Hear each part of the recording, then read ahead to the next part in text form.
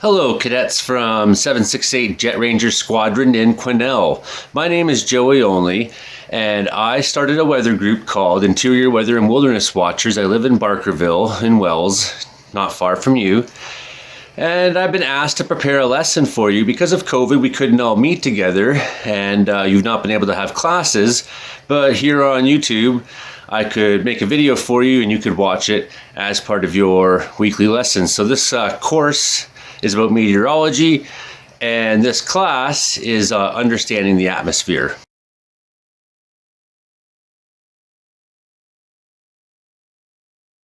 My Interior Weather and Wilderness Watchers group now has 14,600 people who subscribe to it. So my weather reports have been read by a lot of people. And I am a forest firefighter. Every summer I tend to fight fires. I'm a crew boss. I'm a danger tree assessor. I do many things in the forest and wilderness as it is. And I was also an air cadet in 704 Squadron, Trenton in Ontario, CFB Trenton. And we had Major Thomas was our commanding officer. I flew in gliders, I flew in airplanes, and got to see, of course, having Trenton Air Base as our headquarters, got to see a lot of really cool stuff and got to even go in some of the Hercules and Labrador aircraft and things like that. So very cool. Now the thing about air is, you're going to have to work with it. If you're going to be a pilot, you're going to have to soar on it. And the smaller an aircraft you're flying, the more likely you're going to need to be really good at manipulating that air or getting on top of it or using it to your advantage, right? So understanding what the air is doing, how you can ride it, that's so important. Star Wars guys, they don't care very much about the principles of air. Any fool can just hop in one of their ships and go for a flight. The B-Wing fighter would never achieve flight. And the Millennium Falcon? Maybe. They have some kind of magical sort of space gravity thing that keeps them going, and meteorology is a second thought. And then you see the TIE fighters flying around the movies just like it's no big deal. Well, when I drive that truck out there, I gotta really worry about the weather, that's for sure. Okay, as well as we get a lot of weather. So you could end up, as a glider pilot, you could sort of liken yourself to some of the birds out there that also soar. You think of the golden eagles, I've seen them in Alberta, and what they do is, here's the Rocky Mountains, and they sort of run this way, and the golden eagles are up on this side, and they're trying to get north, and they're catching these thermals, and they're soaring up and up and up and up and up, and they're riding them, and then they get to sort of the cap out at the top, and they come flying down so many miles to the next place. They catch the next thermal, they start doing it again, the hot air is rising, they start riding it and riding it and riding it. Pretty cool. If you're an air cadet, you would think that you want to be able to say something or know something about what air is. What is the air? But basically, knowing about weather has made my life better. Everyone wants to talk to you when you're a know-it-all weather guy, right? Well, maybe not so much. But predictions I've made have made an impact in people's lives. Like when I predicted wildfires ahead of time, many years now I've done that. I've said this is next couple of days now is going to be really bad for wildfire outbreaks, lots of lightning coming. People said, oh, Joey's talking, and they took precautions or they took it seriously when it happened. And I tend to think like every time I make predictions, it has a chance of doing good for somebody. But also in my life in the wilderness, what do I do now?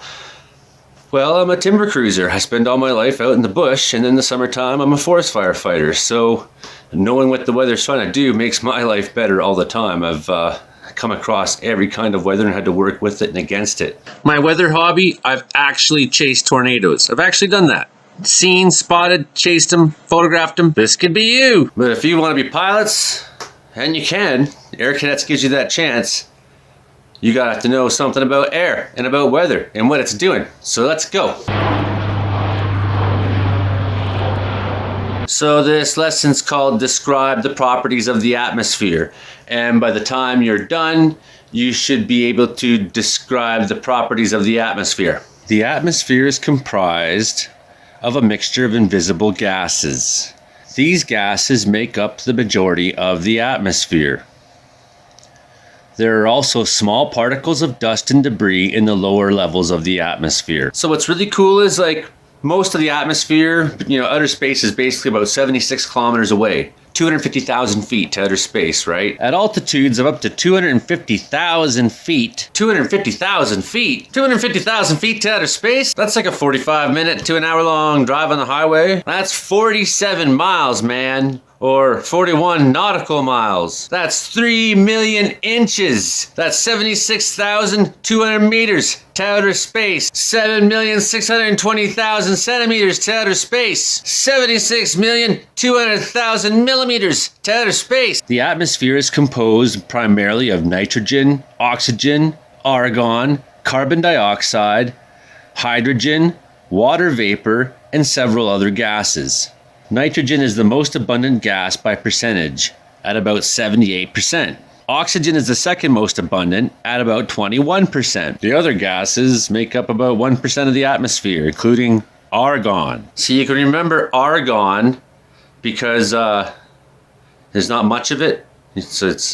Well, where are they? Well, they are argon. What is the importance of water vapor? Water vapor is found only in the lower layers of the atmosphere. The amount of water in the atmosphere is never constant, but it is the most important of the gases from the standpoint of weather. It can change a gas into water droplets or ice crystals and is responsible for the formation of clouds. It's all about moisture. Hot, cold. Well, what does hot do?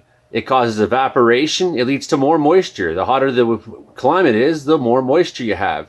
So that's your big driver of weather in the atmosphere is moisture. Rain, freezing rain, so temperature, moisture, these are big things. And then the pressure of the air.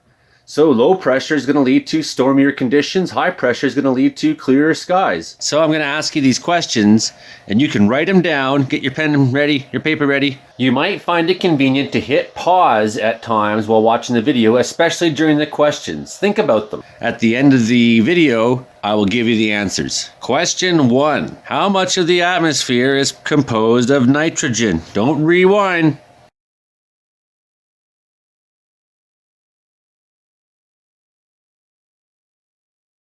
Question 2. How much of the atmosphere is composed of oxygen?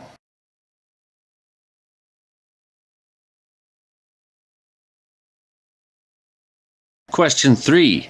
From the standpoint of weather, which gas is the most important?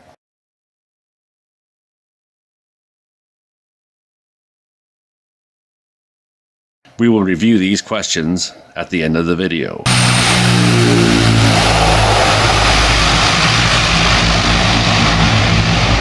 So you think of the Earth as this big thing in this big atmosphere to outer space, but really it's not like that at all. Outer space is pretty close, actually.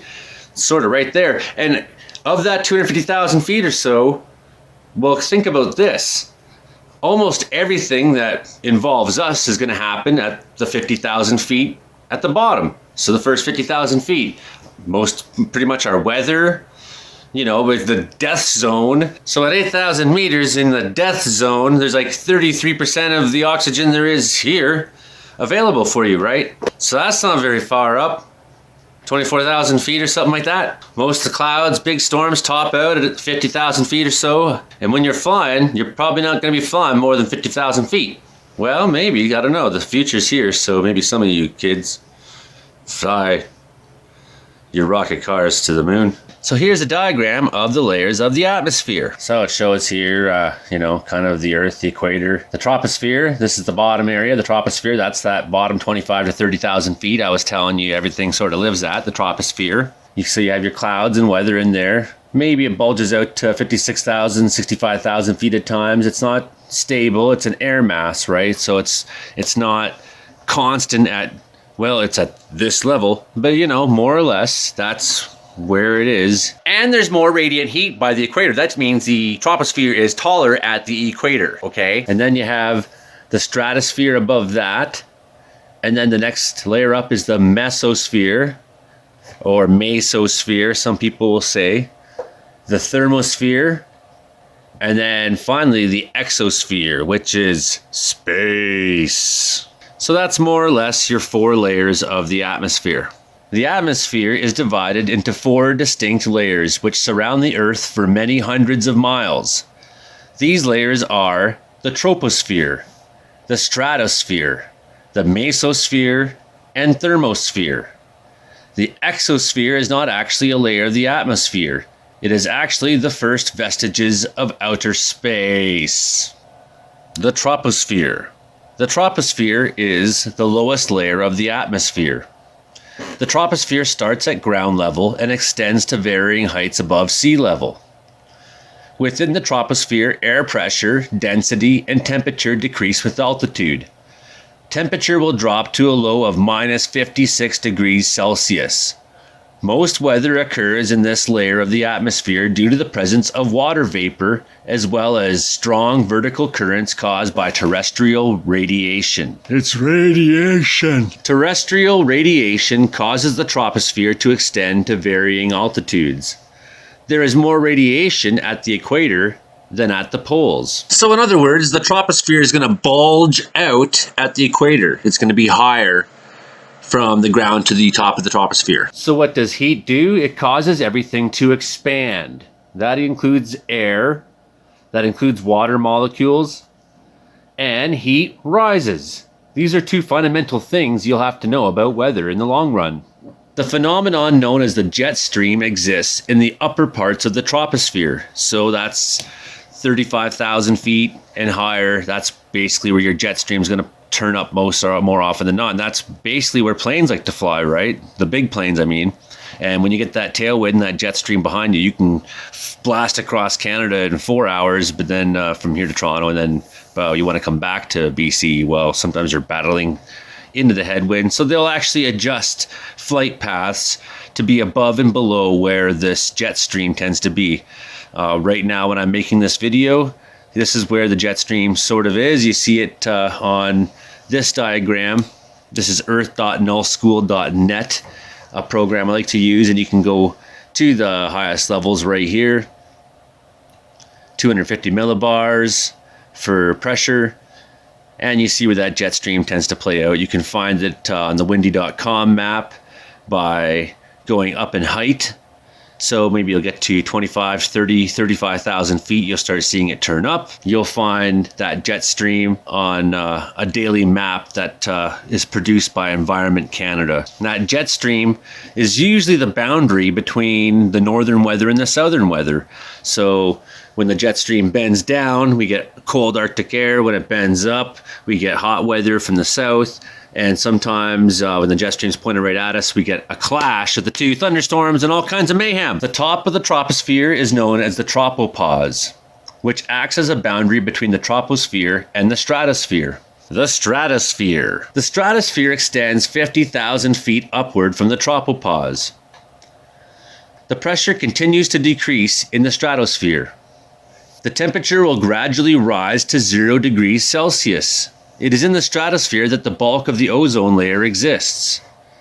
This prevents the more harmful solar radiation from reaching the Earth's surface, which explains the rise in temperature. So you think of this ozone layer in the stratosphere, it's just this thin little veil that's protecting us from the intensity of the sun's rays and radiation pounding the Earth relentlessly. So you can imagine when that old spy plane, the SR-71, one of the fastest aircraft ever built, was flying super high, 80, 90,000 feet. It's actually pretty warm up there.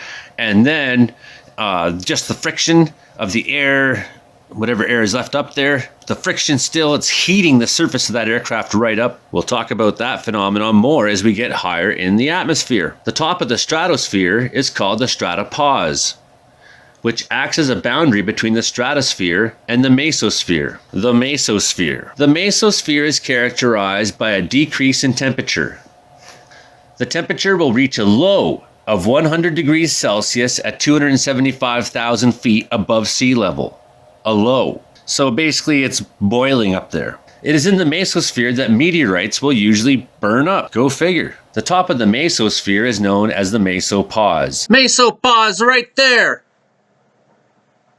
I am Mesopause. This acts as a boundary between the mesosphere and the thermosphere. The Thermosphere. The highest of the 4 layers, the thermosphere, is named due to its intense temperatures.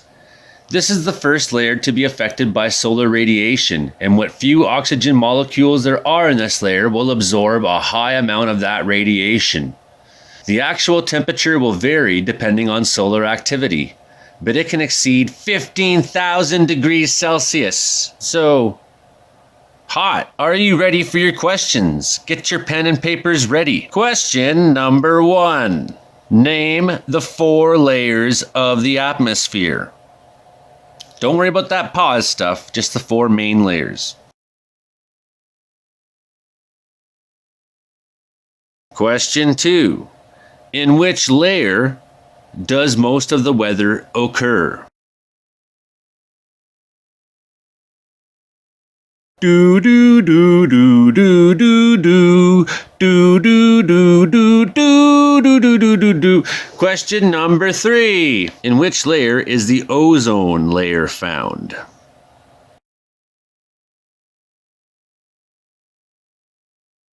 For the answers, wait till the end of this video.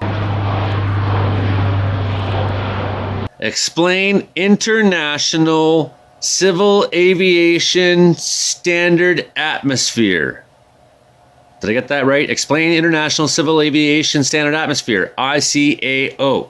Standard Atmosphere. Yes. ICAO Standard Atmosphere. The decrease in temperature, pressure, and density with altitude is not constant, but varies with local conditions. For the purposes of aviation, it is required that an international standard be set. Different regions have different standards. ICAO's aims and objectives, as stated in the Chicago Convention, are to foster the planning and development of international air transport so as to ensure the safe and orderly growth of international civil aviation throughout the world. The basis of ICAO standards in North America. The ICAO standard for North America is based on the summer and winter averages for 40 degrees north latitude, also known as horse latitude. These averages include air pressure, air density, and air temperature. Air pressure, air density, air temperature. The assumptions for standard atmosphere in North America. The ICAO, that's hard to say. The ICAO standards for North America assume the following conditions. The air is a perfectly dry gas. A mean sea level pressure of 29.92 inches of mercury. A mean sea level temperature of 15 degrees Celsius, and temperature decreases with altitude at a rate of 1.98 degrees Celsius per 1,000 feet. Of course, till you get to that next layer, where it's burning up. Are you ready for your questions? Why is there an international standard atmosphere?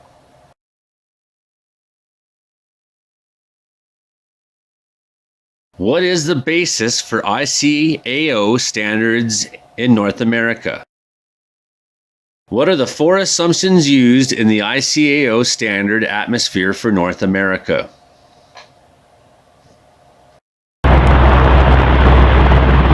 Explaining the properties of the atmosphere. Properties of the atmosphere. The properties of the atmosphere allow for various weather conditions. There are 3 principal properties. Mobility. This property is the ability for the air to move from one place to another. This is especially important as it explains why an air mass that forms over the Arctic may affect places in the south. Capacity for expansion. The most important of the 3 properties. Air is forced to rise for various reasons. As the air pressure decreases, the air will expand and cool. This cooling may be enough for condensation to occur and clouds to form, creating precipitation. Capacity for compression. Don't worry, we'll learn all about how clouds are formed, how heat rises, cools. All you have to know for now is air temperature, pressure, density. That's the fundamentals. Capacity for compression. The opposite of expansion. Compression occurs when the air is cooled and become denser. The air will sink, decreasing in volume and increasing in temperature. These are the 3 factors which affect the properties of the atmosphere: temperature, density, and pressure. Temperature changes air density, which creates the vertical movement of air. causing expansion and compression. The vertical movement creates pressure differences, which causes mobility across the surface as the air moves horizontally to fill gaps left by air that has moved vertically. So you have the heating of the earth and the cooling, and then you have the moisture that's present, and then you have the air pressure. And as I said, the low air pressure is stormy pressure, and high pressure is sunny pressure. And between all these goes on epic battles sometimes, clashes, as they try to sort themselves and even themselves out. So when the pressure starts dropping, the weather starts changing. If you have a barometer at home, you can see this. You can see the change in barometric pressure as you go up. If you're climbing a mountain or if you're in the aircraft and you're trying to get higher and higher, well, the altimeter is measuring essentially the air pressure. Questions! Are you ready for your questions? What are the 3 properties of the atmosphere?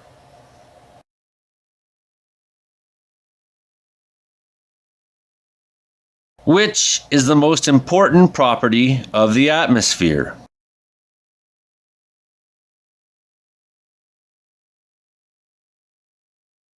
What are the 3 factors affecting the properties of the atmosphere?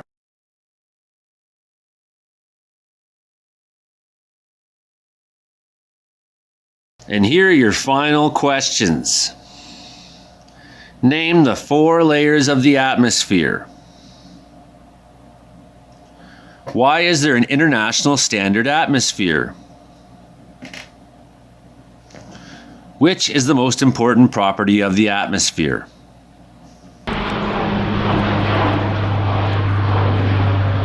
Now let's go back through all of our questions and see if you got the right answers. Back to section 1. How much of the atmosphere is composed of nitrogen? The answer is 78%. Question 2. How much of the atmosphere is comprised of oxygen? If you said 21%, you get a sandwich. Question number 3. From the standpoint of weather, which gas is the most important? You said gas. The answer is water vapor. And now the questions from section 2. Name the 4 layers of the atmosphere. Troposphere, Stratosphere, Mesosphere, Thermosphere. And remember, exosphere isn't really a sphere, it's just the outer sphere. It's like space sphere. Sphere is space. In which layer does most weather occur? Is question number 2. And the answer was the troposphere. Question number 3. In which layer is the ozone layer found? The answer is the stratosphere. Section 3. Questions. How do you say Icao? Icao. No, that's not a question. Why is there an international standard atmosphere? The answer is the decrease in temperature, pressure, and density with altitude is not constant, but varies with local conditions. Question number 2. What is the basis for ICAO standard atmosphere in North America? The ICAO standard for North America is based on the summer and winter averages for 40 degrees north latitude. Question 3 was, what are the 4 assumptions used in the ICAO standard atmosphere for North America? The answer was, the rate at which temperature decreases with altitude is 1.98 degrees Celsius per 1,000 feet. Section 4 questions. They go like this. What are the 3 properties of the atmosphere? Mobility, capacity for expansion, and capacity for compression. Question 2. Which is the most important property of the atmosphere? The answer was capacity for expansion. Question number 3. What are the 3 factors affecting the properties of the atmosphere? Answer was temperature, density, and pressure. And the end of lesson questions were, name the 4 layers of the atmosphere. We already had that. Troposphere, Stratosphere, Mesosphere, and Thermosphere. Question 2. Why is there an international standard atmosphere? The decrease in temperature, pressure, and density with altitude is not constant but varies with local conditions. Question 3. Which is the most important property of the atmosphere? Answer was capacity for expansion. Understanding why weather occurs will allow the cadet to anticipate what could happen to the flying conditions in the near future. This will be used for all areas of life, from flight planning to deciding whether or not to take an umbrella. I'm Joey. Hope you enjoyed today's lesson.